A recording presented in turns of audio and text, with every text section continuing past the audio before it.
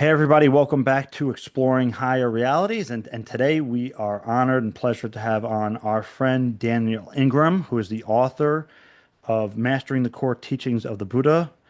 And he's also one of the many co-founders of the Emergent Phenomenology Research Consortium, as well as a practitioner of meditation and much more. So welcome, Daniel. It's great to be here, James. Thank you for doing this. I really appreciate you coming on. And there's anytime I talk with you, there's so much to talk about. And I wanted to start with kind of basics regarding spiritual development because this is my newer channel, and people may be just coming across some of these ideas and concepts for the first time. Uh, but I actually wanted to start the foundation of this talk off with the idea of spiritual development and mental health. And so to start with, where do you see those two meeting? So that's a huge question. And in some ways, we have like a now 300-person international research consortium designed to answer that elaborate question with a 30 to 40-year plan. So there's a big answer, but the simple answer, starting with very basic things as you were talking about before we started the podcast, a lot of people need a lot of help regulating their attention. A lot of people have a hard time dealing with emotions and feelings. A lot of people can find themselves contracting into thoughts. A lot of us can find ourselves with behaviors that maybe don't serve our needs the way we may have thought they did, and reacting to this very complicated world these days in complicated ways. And then the spiritual traditions pretty much all have various things to say about that in terms of how to relate to experience, how you might be able to train your mind, particularly in Buddhism, which I'm coming from sort of as my primary tradition I've spent the most time in. What we would call the three trainings of Sila, Samadhi, and Panya, or that's the Pali, and they'd be slightly similar to that in Sanskrit. And these are basic trainings in what we might call ethics or morality or applied ethics, something like that.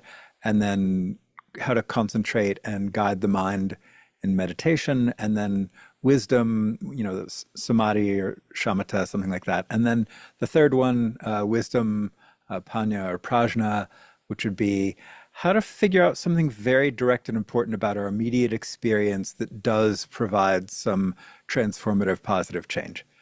And so I find myself at the curious intersection of coming from old traditions, as described in these kinds of books up here, ancient practice manuals and the suttas of the Buddha, suttas and sutras, depending on your Pali or Sanskrit, and then, coming from medicine and mental health, and spending a lot of time thinking about how these two things can interface and how we can bring these ancient teachings and trainings from a lot of traditions, actually, because a lot of traditions have a lot to say about how to deal with anxiety and depression, or how to deal with behaviors or even addictions or mental health issues, and how to take them much farther. So not just how to go from not being that mentally well to being sort of mentally well, but how to then really up the ante and be much more than just what most people would think of as mentally well, and go through a journey and a process of integrating direct perception of deep truths in a way that can be really beneficial for people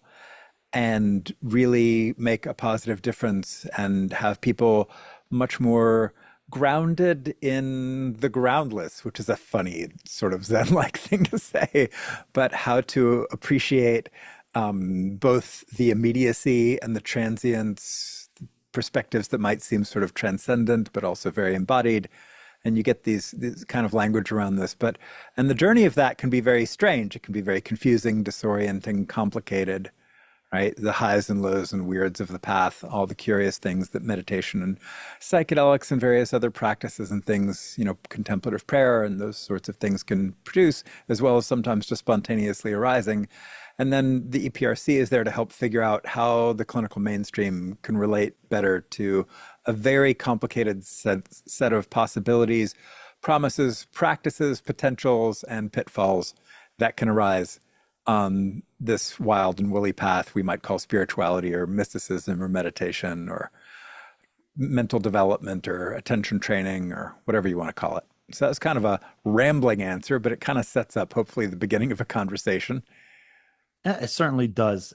And I don't want to minimize the importance of this, but speaking of Buddhism in particular or Dharma, there's a lot here in the West, I think, I'm in the US, you're in the US, that it's, they've taken, I say they, a lot of enthusiasts or practitioners have taken Buddhism and Dharma and that kind of practice and made it a very like, I don't know how to say this, like a psychology, mental health thing, which does it. I mean, it absolutely does have application there, right? It's Sure. wonderful, but but it seems sometimes that it's just kept they like just keep it at that, and that seems to not fully appreciate the so like again, this is exploring higher realities, right? So there's the mental health aspect,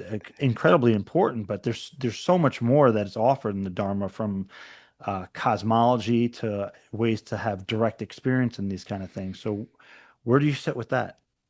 Yeah, so I understand the generational strategic decisions that were made to bring meditation, which was thought of as outside, weird, hippie, Eastern stuff or whatever, and to bring that into the clinical mainstream, people had to make some strategic decisions. And these strategic decisions involved saying things like, this is just attention training. It's not religion or spirituality. You're learning to calm down, to regulate yourself, to pay attention to thoughts as thoughts and see your feelings as feelings. What's weird about that? What could happen? What could that do? Yes, somewhere in the background, there's stuff like Buddhism and Hinduism, various attention training traditions and contemplative stuff, but we don't talk about that. We're just going to say this is learning to see emotions as emotions, feelings, thoughts as thoughts, and to gain some peace and some spaciousness and some equanimity in the face of those, the ability to be more mindful or meta mindful of your experience, all of which are great things. Like, I totally get it. These are great things. I'm a fan. And yet, they also then said things like it doesn't cause any side effects, it can't do anything weird, there's nothing strange to see here. All the stuff they said in the old books only happens on super intensive retreats and very limited practice context to a few rare people in a cave or something. And this is kind of and they knew better, right? They knew, they knew it could do a lot more than that, but that, I think, understandably was not what the clinical mainstream was interested in handling. And so 30 to 40 to however many years later, that really, in some ways, that really kind of came into the fore with John Kabat-Zinn around 1979 with the mindfulness movement. And but now I think the world has moved forward, and now we have like neuroscience on deep stages and states, and we have the appreciation that there might be tremendous potential to take these things a lot further. We have the psychedelic renaissance, which is engendering a lot of these experiences, either temporarily or more long lasting, or giving people tastes, sometimes in a very confusing or kaleidoscopic way of what might be possible. I mean, most of my hippie teachers came into this, they did a bunch of psychedelics, and then they were like, okay, there's a there, and then they got into meditation. So, and that's happening to a lot of people now. And so, I think the clinical medical mainstream world has come to a point where it is hopefully mature enough to really appreciate much more of the depth of these traditions, both in their transformative and healing potentials to really, elevate consciousness is a very sort of hippie way to put it, but to do something that is profoundly beneficial and to shift the mind into different perception modes and to give some really amazing skills, and also to recognize that that can be a very weird process. It can cause a lot of confusing experiences that a more materialist, muggly, if we can use borrow that term from Harry Potter, uh, clinical world may not really understand or appreciate, or might be prone to labeling as mental illness or psychosis or delusions or hallucinations.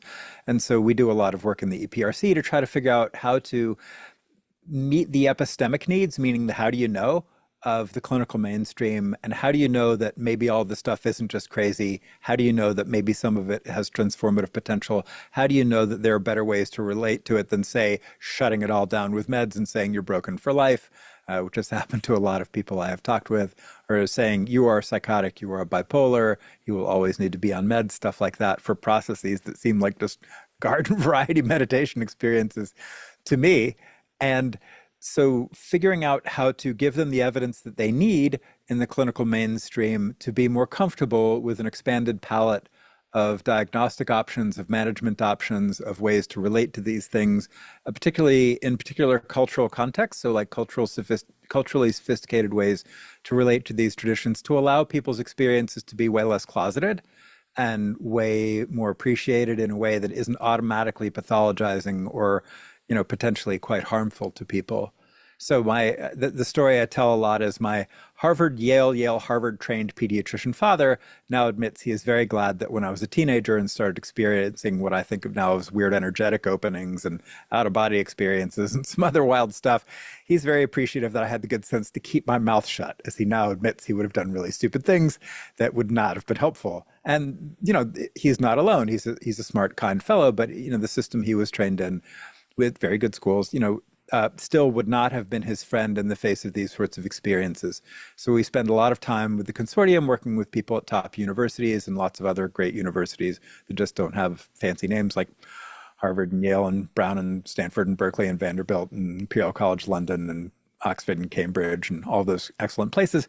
We spend a lot of time working with a lot of people to try to figure out how do we help the clinical mainstream gain a greater level of competence and confidence in navigating the wild territory that can sometimes be produced by these sorts of practices. Well, and speaking of that,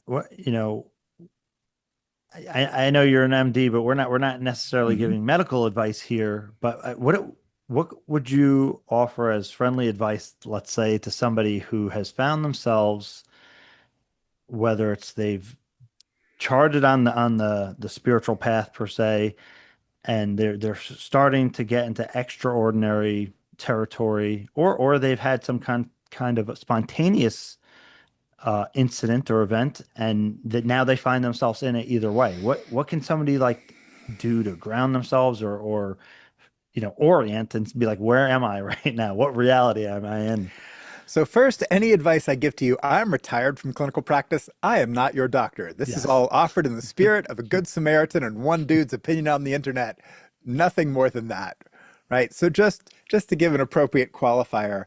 So the second thing is there's a lot of resources now, vastly more than when I was coming up in this stuff. So there are spiritual emergency networks. The bots, weirdly enough, like, ChatGPT and Claude are actually not that bad. There are some custom built ones like AI Yogi .org and awaken.ai, I think, AWAKIN.ai, which I think is also called Compassion Bot, and that was built by Rick Archer of Buddha at the Gas Pump. So people are starting to build custom bots for this stuff. There are a lot of great book resources depending on the tradition you're coming from that usually, like, nearly every spiritual tradition has something about this stuff.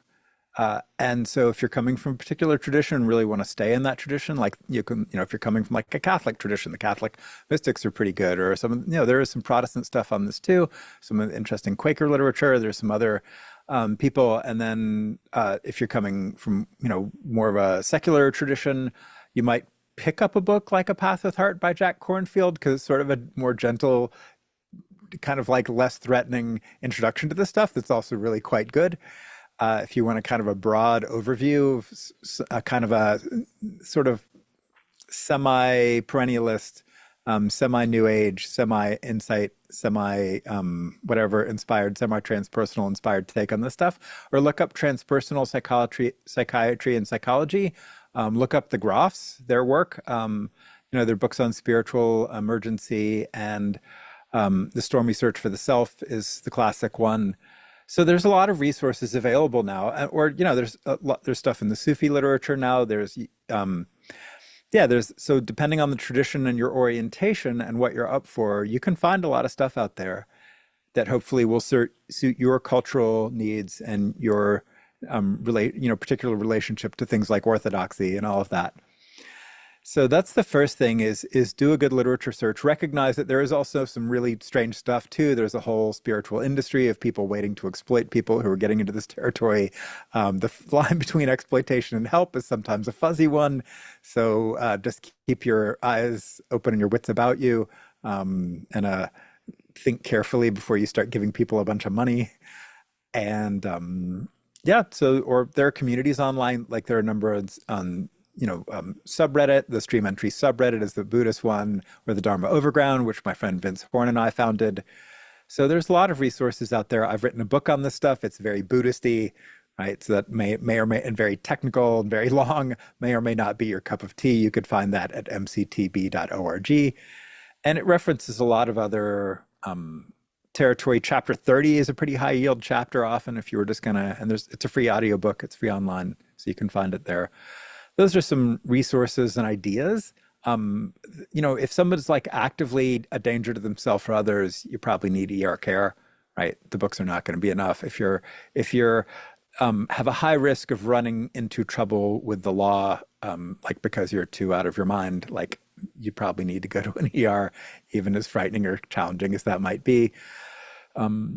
Yeah. So hopefully, yeah, these days it's a lot better than it was when I was coming up in this stuff, and it was really hard to find this kind of information. So at least if people have access to the internet, should be able to find some decent stuff. Right. And now I want to ask this question about, trying to remain grounded and practical while, at the same time trying to balance that with, I get what I guess somebody could say as progress or expanding or taking their path further. Yeah, the first thing is be very careful who you talk with this stuff about. So, as thousands of people who have written me or talked to me about it have noticed, they had some major opening, their spine exploded in, display of massive godlike energy, or they suddenly saw, aliens or whatever it was. People who have not had these experiences tend to not react that well to them. So you want to choose your audience carefully. That doesn't mean everybody with these experiences will react well to them either, but your chances are better. So find a community, find people, find a transpersonal therapist or somebody you can talk with who has some training and some competence in the deep end of reality. And so skillful speech is your first defense. Skillful action. For most people, they should probably avoid doing things like immediately quitting their job or getting a divorce or wandering down the street declaring themselves as the next Buddha Christ or whatever they want to do. These are all things that I know plenty of people who have done. It rarely works out well, occasionally, but most of the time it doesn't. So skillful speech and action are the first lines of defense against later regret. And taking your time in the face of these things, grounding down, right? So like, how do you ground down? This is a very long and complicated topic, but like less meditation, avoid psychedelics, talking with people, distracting activities, the whole heavy foods debate. I just had a very interesting conversation, which hopefully will be released soon, with Joan Harrigan. And she's like people talk about heavy foods for Kundalini openings, but that's not what we recommend. They actually recommend a light diet, but light diets can unground some people. So like various grounding advice can be contradictory and complicated. Like, should you be pulling the energy down? Should you be laying down? Should you be touching the earth? Should you be making sure you get enough sleep? Should you be avoiding practice? And some people are like, no, you shouldn't be avoiding practice. You should just be doing more grounded integrating practices. But then there's debates about what those should be. So the problem is there's not really that necessarily that good one size fits all advice. It really varies by your tradition, your family situation, your risk tolerances, your goals, your coping skills, your bad habits, your emotional and psychological resources, financial resources for some people. Like, could you quit your job for 2 months and go wander off to a meditation place where they can help you with this? Or, those kinds of questions. Or no, you've got 3 kids and 2.5 jobs and like, you just can't take a break. Like, what are you going to do? These are very different situations. And so I find it usually it's like an hour-long conversation with people at least to begin to think about what kind of advice might be useful for them. Yeah, and you just spoke to this a little bit, but I want to emphasize the importance of things like the Eightfold Path, or in yoga, the eight limbs of yoga, where there's something of a built-in check and balance system to help keep you on the path skillfully. So, could you discuss what the Eightfold Path is, and the importance of it? Sure. So the Noble Eightfold Path, the three trainings are like a summary of the or like the categories of the Eightfold Path.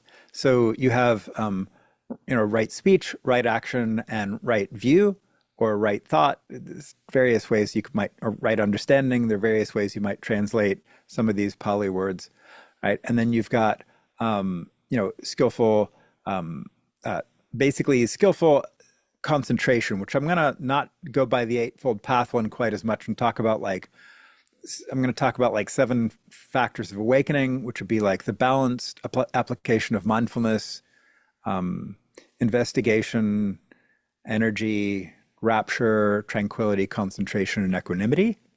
That makes it a little bit complicated, but it's kind of more comprehensive. Figuring out what is out of balance. Maybe you have way too much energy, right? Or maybe not nearly enough. And then there's all kinds of remedies within the tradition for how you deal with that. And then sort of right insights and understandings are going to be some of the things. So how can you gain insight from your experience? Lots of good books can help with this. I would recommend like starting simply with books like Mindfulness in Plain English by Bhante Gunaratana, if one is sort of in a Buddhisty kind of mood. That's a really nice, simple book to start with some good basic things and teachings. Uh, yeah, very helpful. Yeah, and then just finding like a local meditation group or spiritual group or whatever kind of group or church group in your tradition, whatever tradition you're coming from, that may have some appreciation of these things. And not all of them do, right? So that's part of the problem is if you get into territory that you might have a group around, they say, oh, that's bad, or that's evil, or that's not supposed to happen, or you're doing something wrong. Um, that's often not as helpful for people and can sort of be re-traumatizing. So again, sort of building like a virtual monastery for yourself with skillful speech, who you talk to, how much you say, how you say it. Simple, clear words like, hey, I'm feeling kind of anxious right now and I just need to may need to take a little moment to myself, usually is better than I've just entered the sixth jhana of the fear stage and my, fractal, no, no, no. Like if you're talking to partners and spouses, um, simple things that ordinary people can understand usually go over a lot better. And then just be careful with the actions of your wallet, of your online presence, of what you say online. Yeah, what you say to your boss, what you say to your teachers or your partners or your children or your parents. Um, yeah, that doesn't mean like don't reach out if you need help, but it also means just think carefully about how you say it. Right. And in regards to, just say, deeper spiritual or meditation or insight experiences, there's different schools of thought. And, I want to get Oh, your, lots. There's yeah, tons. well, no, no. And in this regard, that some, some schools or teachers, if you have a particular experience, will say, and there is some wisdom to this, right? But they'll say kind of like, don't pay it attention or don't mind it, where there will be other um, maybe teachers who encourage exploring that. So, I mean, where do you sit Yeah. with that? I mean, because there is wisdom in both, right? And it's Yep. always like a game of balance. So, where do you sit with that conversation? Yeah, so you've got like Zen, for example, which is way on the side of all the weird stuff is all moksha and illusion, should generally just be ignored and not given attention to.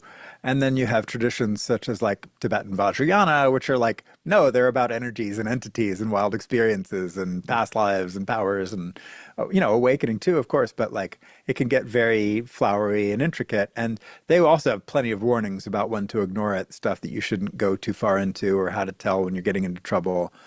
But and then every individual person will have their own particular like risk tolerance and tolerance for the weird and appreciation and or fascination and or problematic fascination and or aversion to the weird.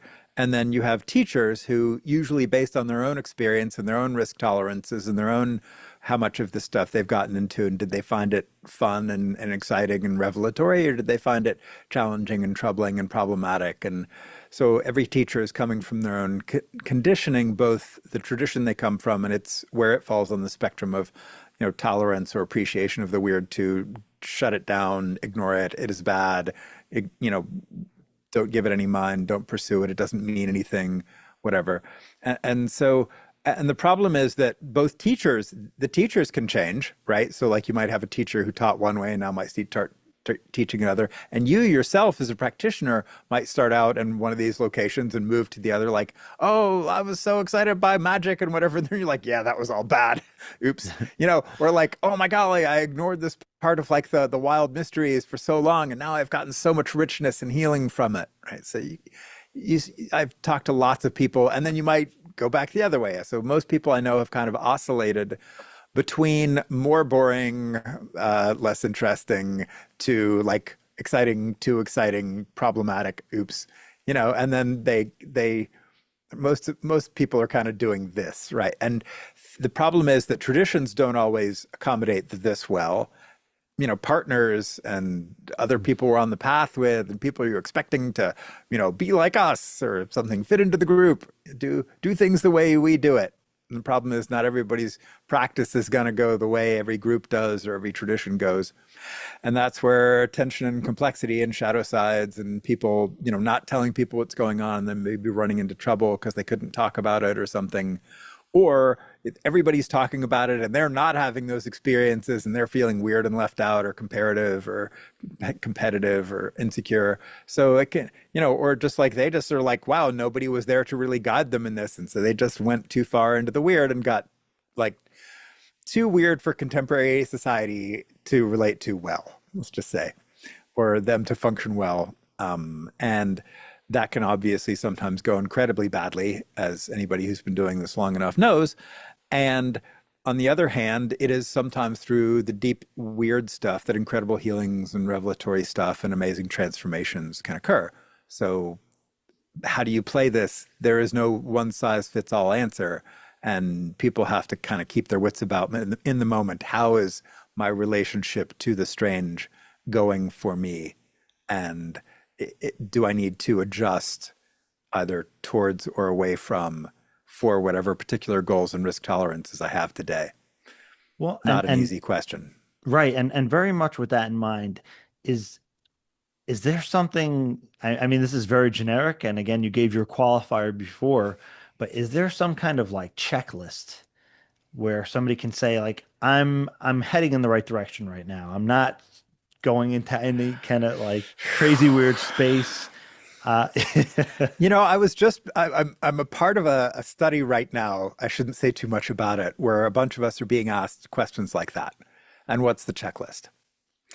And a bunch of people said, like, if you have more equanimity versus less equanimity, if you have more of a sense of function and less of a sense of, versus less of a sense of function or capacity for function, if you have more sense of humor versus less, if you have more appreciation of the mysteries versus less, if you have, more of an ability to skillfully handle emotions than less, like a usual sort of checklist on average, like something like that is probably going to work. Are you, you could even just go simply Freudian. Are you more able to be loving and to work well? So like Freud thought mental illness was that which interfered with love and work. And it's not a bad standard. On the other hand, like maybe you're wandering off to a cave in a monastery where you quit your job. I guess that's kind of interfering with work, but maybe that was a great path for you and that's going to work out. I know people who it really did work out well for. A lot that didn't, but sometimes it goes well. Or like, wow, this is interfering with my marriage, but maybe your marriage wasn't that great. And it's really like some people are like, thank God I got divorced and moved on. That was like the best thing I did. So I don't know, right? I don't know how to advise people because I don't know your situation and I can't predict the future. That's the problem. None of us know the listener's situation. We don't know what the future holds. I don't know what you should do. Really, it usually takes a whole lot more information. And then there's surprising results of sometimes very strange actions that actually like that worked out well. Okay, great. Glad it did for you this time. It's Speaking of complicated. I it, wish just recognizing the complexity of this hopefully will give people an appreciation that it takes thought. It often benefits from conversations with friends who maybe might be a little farther along in this territory, have been doing this stuff for longer, maybe have a little more gray hair, um, have seen a little more. Sometimes that's helpful, not always, but sometimes. yeah, I got some gray hair, but I don't know if it's serving me in the same way. Uh, well, speaking of seeing the future, and I don't want to be too hyperbolic with this, but again, this kind of things comes up, hyper concentration and the cities or the powers. Uh-huh. Let's say somebody is well along their path. They've been practicing for 10, 15, 20 years. Well, I don't want to make it too like maybe somebody's been practicing 5 years, right? Like they're developing skillfulness and persistence and orienting themselves well. And they have a good head on their shoulders. They're responsible and they're curious about that kind of deeper territory of, let's say, exploring higher realities. What what possibilities are there? Wow. So I've done some longer form interviews about this. So not to distract people from your podcast, but if you want the like my really like long take on powersy stuff, I did one with Vince Horn, I think a long time ago. What is possible with the powers, I think is what we called it. That was probably on Buddhist Geeks. And then another one on Monk on a Motorbike. So you can find that one. I think there's 3 episodes and they're long, where we talked for a long time. So if for some reason the powers and all that are calling to you, the answer I'm about to give is going to be very dissatisfying and it's going to be alienating to people. And you then get into this funny question of like reality versus causality versus your experience versus like collective consensus experience, assuming there is such a thing, and the conflicts that can arise therein. But what is possible in the powers is nearly anything. And that sounds like a ridiculous answer. Like a lot of people are just like, okay, this guy's totally lost it, right? But in terms of what you as a person can experience, nearly anything. How that relates to the rest of the world gets super, super complicated, right? So, like, you had the experience that you walked through the wall. Other people in the room saw you walk up to the wall and stand there. Your experience felt real to you. Their experience felt real to them. Okay. And then you get into the question of like some people can successfully predict the future sometimes. I know a number of people who have, and in sometimes surprising ways. Some people sometimes seem to be able to tell what thoughts people are having. Some people can do wild stuff with energy. Some people can travel out of body more easily than others. Some people see, energies and entities. Some people can do wild manipulative things, it seems. Um, there's all kinds of healing stuff, temporal stuff. There's dark stuff. It is a wild, wild world once one gets into that territory, and most people don't want to live there. That's the other interesting thing. Everybody thinks like it'd be really fun to be in the Harry Potter movies, but have you seen the Harry Potter movies and thought about would that actually be fun? Really? You sure? You sure? And most of the people I know who have gotten into magic and the powers got out of them not because it didn't work, but because it did. At least in some way that seemed true to their experience. Again, this consensus reality question. I go on and on about this in my book if you want to talk about like there's chapters towards the end of mctb.org, like in part 6 called like crazy and stuff like that. So and the problem is most of these things will qualify you for a diagnosis of mental illness. So if for people who get into this, you can rapidly understand why nearly all magical societies end up secret and members only and all that, because it's territory that most ordinary people who have not had these experiences are going to think is totally nuts. That doesn't mean functionally you might not be totally nuts, right? That love and work thing, that are you safe? Are you able to contribute meaningfully to society in a way that isn't freaking people out? These are important questions. So, And again, in regards to things like the cities or the powers and exploring or experiencing, spiritual realities or higher realities, people might wonder what's the practicality of that? What could that how could that benefit an individual in yeah, Well, maybe I just tell a story. sure. Here's my story. So, when I retired from emergency medicine, I had noticed, and my wife had noticed, that I had like stopped talking about challenging cases or the dead kids or the horrible things that I saw. And I didn't come home and cry. I didn't come home and describe things. I wasn't laughing about anything. I wasn't really processing it. I didn't think, wasn't really thinking about it. So, and I thought I was handling it all very well. I'd gotten used to the crazy that you see in an emergency department and all the horrible stuff. Because you see horrible things working in any emergency department, particularly big level one trauma centers.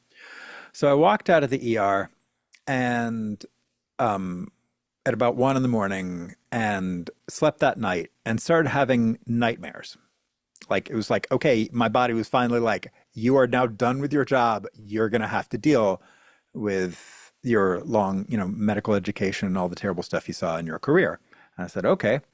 So I started having nightmares and would wake up after these horrific nightmares, like shaking and sweating, heart going like 150 beats a minute. I could describe them. They're just think like the worst nightmarish ER thing you could possibly imagine. And that's going to be right in that pocket. So I'm waking up like 6 times a night. Yeah, just drenching the sheets in sweat and shaking and clearly PTSD-ish sort of stuff. The next day, I fly to Paris. Very shortly thereafter, a day or two, I go to Normandy and start a fire casino retreat. And every single night, about 5, 6, 7 times, I'm waking up, horrible nightmares. During the day, I'm pretty okay, but night is a mess. And on the morning of the seventh day of Fire Casino, which is where you basically like look at a candle for a minute or so, close your eyes, follow whatever you see on your eyelids, open your eyes. When you get bored, it might be a minute, might be an hour, look at the candle again, whatever. But if you do this like intensely, it can produce all kinds of wild effects. Not and the first thing I do say in these retreats is, by the way, this is not safe. So just like when I've said this, that was not like, hey, you should all go do this in high dose like we were doing on the retreat. You should keep your wits about you and start reading, or something if you're interested at firecasino.org, firekasina.org.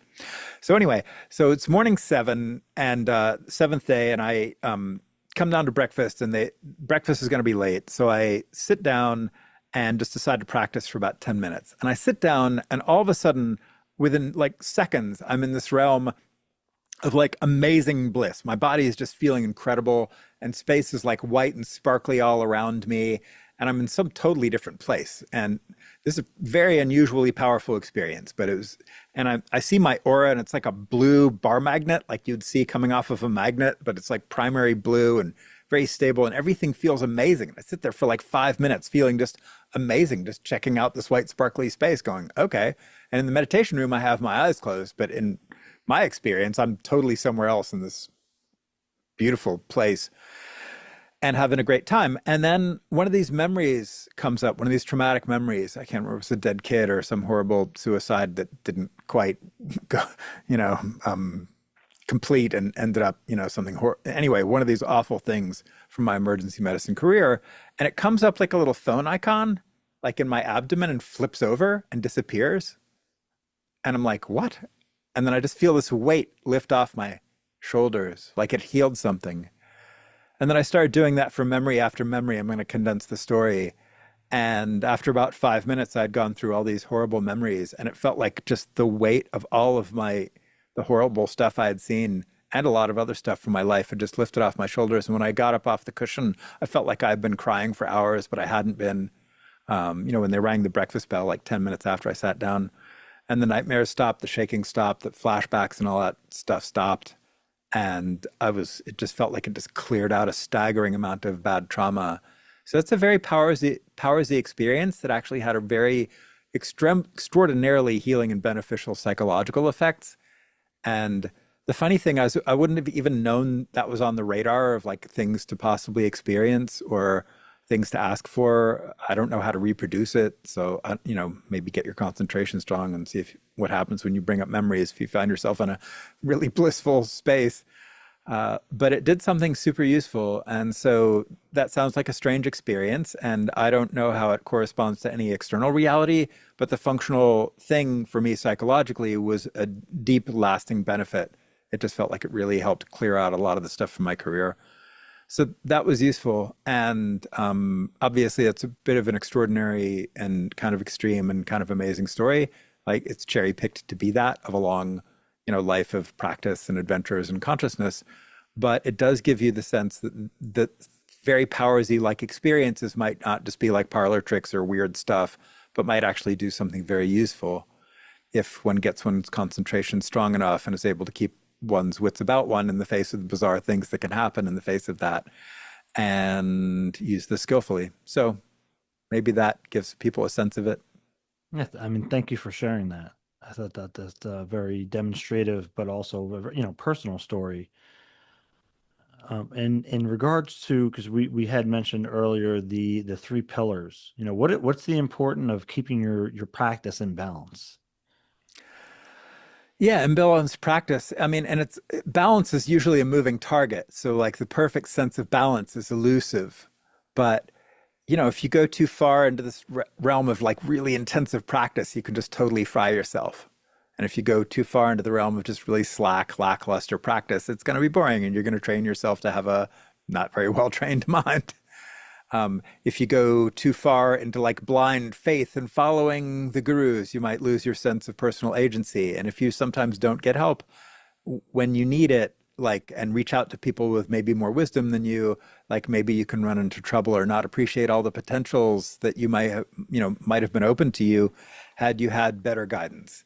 And so like balancing things like energy and tranquility or faith and wisdom, these are like basic concepts that you find within Buddhism. And I think all the traditions, figuring out how to be loving and kind and compassionate without being codependent and subservient and like giving away your power or, these are important questions. Or figuring out how to be what's the balance between confidence and arrogance, right? This is one people throw at me a lot because I make a lot of claims to attainments and stuff, right? So like, oh, he's just really arrogant, or is he just confidently assessing what he thinks he honestly has, right? These are complicated questions that not everybody will necessarily agree on, but they're important questions to be wrestling with as we go along. What is a good relationship to the world, right? Engaging with the world, trying to help, trying to make a difference, and finding time for ourselves, for retreats, for silence, for quiet, for calming down, for how do we balance that and that oscillatory, usually oscillatory thing of engage and retreat, time for quiet, time to go make the world a better place, time to do some service, taking care of ourselves, right? So like, do we take care of ourselves? Do we take care of others, right? This is when we, particularly in the medical profession, but certainly in other professions as well, like, are we getting enough exercise, enough sleep, enough good food versus are we, really making a difference in the world and putting ourselves out there and trying to help in whatever ways we can? These are all, basic questions that we face. Even ordinary people face these, but they can become more exaggerated or more explicit, let's just say, when one takes on the spiritual life in a more serious way. I appreciate that. And I have a random question. I've never asked you in all our talks that and I know you're not a dietitian. You qualified yourself again. What if, what is an ideal diet for somebody on the spiritual path? And super, super independent and personal, right? But in general, how do you, stand up your practice with the importance of diet, at least? Not what the diet should be, but the importance of diet. Well, diet is very, very important. There's no question about that. I think there are a lot of different ways to look at diet. The first is what to avoid. Obviously, there's a lot of foods with a lot of pesticides and forever chemicals and sugar and dyes and artificial preservatives. And the artificial sweeteners probably, by the way, actually probably cause metabolic problems and stuff. And preservatives and all of those things, like, just start by just avoiding as much of that stuff as you can. Ultra processed foods, don't drink soda, like you know, if you're eating chocolate, like, think about like where, how it's sourced and how much you're eating or whatever, because, it probably has some benefits and antioxidants, but also, yeah, so there's the whole thing of like what not to eat. I think the what not to eat list, the basics of it, most everybody's going to agree on. Like, obviously, that can be expensive, that can be complicated, that can have social implications. If your family or whatever really likes corn dogs and tater tots and you're wanting to eat kale and, chia seeds or something, this can cause a lot of conflict and complexity. And the problem is, diet is very, very close to people's hearts. It's very, very built into culture and the rituals of what we do together and how we are together. It's very, very built into society and what's available. In substantial parts of the world, you just can't find high quality food. Like, you walk into a convenience store, there's nearly nothing a human should eat from my point of view. And yet that might be the only food source for blocks around in some neighborhood or something. And so you can end up with like quality food deserts, or the fact that it can be expensive to get organic vegetables, and expenses are going up and wages aren't in the same kind of way. And so this is challenging. There's obviously the really critical question around animals, right? And the exploitation of animals, right? So the vegan thing is a really, really important question for people to engage with and think about: how are you harming by what you are eating? How are you contributing to climate change by methane? How are how many beings are you killing for your nutriment? Not that killing, eating vegetables doesn't involve a pretty high body count as well. So if you've done gardening, like even organic farms, like they're doing stuff about pests and insects, and you mowed down a whole forest to make your field, and there is killing involved. So wrestling with the question of our carbon footprint, our killing footprint, how in the world we can maybe walk a little more lightly on this earth and be more ethical and compassionate in our actions and our choices. This is at the very least a question to take very seriously and to think carefully about, and think about your own health and what your allergies are, what you can actually personally actually eat. Yeah, this is a really critical question to engage with and think hard about. And I'm not saying I have perfect answers for everyone, but yeah, Well, at least some they have some an idea of like mindfulness what. around these sorts of things. And obviously, like, more vegetables are going to do you better, right? More green vegetables are going to do you better. More berries are going to do you better generally. Again, your specific situation, maybe you're allergic to this or that, or have dietary whatever. More whole grains versus processed grains, better oils and fats. There's debates about exactly which ones and what they all do, and is canola good for you or bad for you? Like, I don't want to get into those debates, but olive oil probably is good for nearly everybody. Although I just saw a study like maybe it increases the number of fat cells you have because of the oleic acid content, but that was a mice study, so who knows what to do in humans. Complicated, Yeah, complicated. you know what? One time when we have you back on, we're gonna have to talk about that again, because I just had a million questions, and Oh I yeah, think health and diet is very important. And again, it could be an integrate part of your path, right? Your well-being, right? And oh and, yeah, and yep, with your well-being, how well you can concentrate or be mindful or have a positive definitely, attitude, yep, and right, and food affects that. So, no um, question. yeah. Yeah, and Do then you, like things like, do you have methylfolate reductase, anomalies where you shouldn't be getting folic acid, and they put folic acid in a lot of things, but that's going to mess you up, right? So like knowing something about your own body, because everybody's bodies are a little bit different. I just had a whole massive genetic panel done, that was like, hey, you make sure you get enough choline, well, and make sure you get methylfolate, but not folic acid, because you've got the wrong pathway. You've got this metabolic genetic variant where that's not a good thing for you. And oh, by the way, you don't process benzene rings well. So like you should avoid pesticides and stuff more than most people, because you're missing this thing that does this detox pathway through the something something. So like, if you want to spend a bunch of money, you can have those kinds of things done and get a really precision answer to kind of what you should be eating. And they're like, oh, you should have more magnesium, Daniel. I'm like, okay, all right. yeah. So, Well, and zinc, like apparently I need more zinc because I've got a zinc something something. I'd already figured that out actually. I felt yeah, better when I took zinc. But yeah.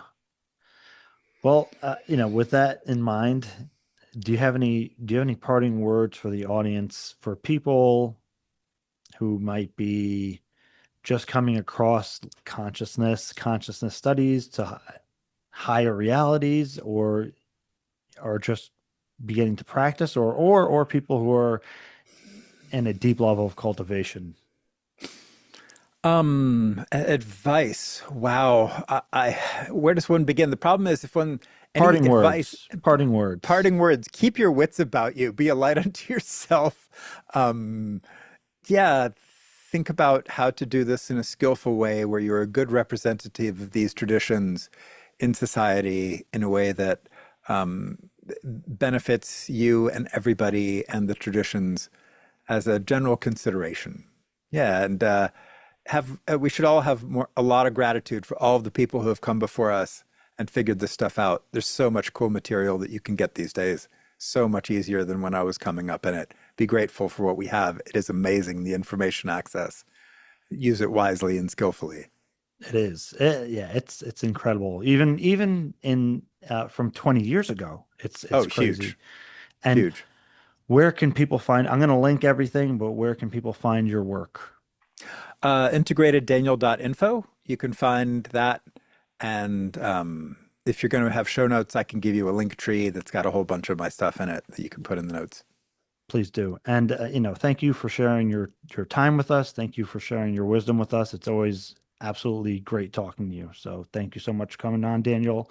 Thanks, Hope to James, have for you on doing this. again. Yep, sure thing. And have a great day. Cool. Bye.